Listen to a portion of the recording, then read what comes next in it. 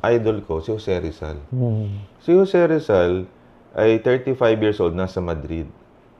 Mayaman naman siya, pwede naman siyang manahimik. Umuwi siya kasi nakita niya nag-aaway si Aguinaldo at si Bonifacio. Hindi siya nakipag-away. Ang ginamit niya, ideas, sumulit siya ng Noli and Fili. Diba? And that awakened the people. So, sa mga nakikinig po, ang greatest ko pong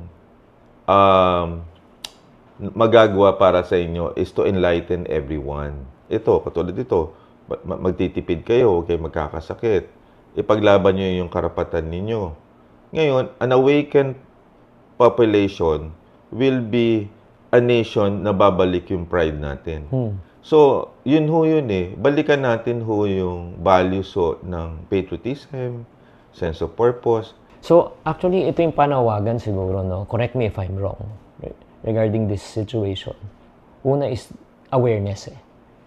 Pagka hindi mo alam na may problema, hindi mo masosolve ang problema. Exactly. Diba? Exactly. And then kung magsosolve ka ng problema, you cannot solve the fruit of the problem, but you have to solve the root of the problem. Exactly. Diba? Kasi kunyari, huliin lang natin, pero pag hindi naayos yung pinakaugat, yung pinaka-systemic, babalik ulit. Babalik ulit.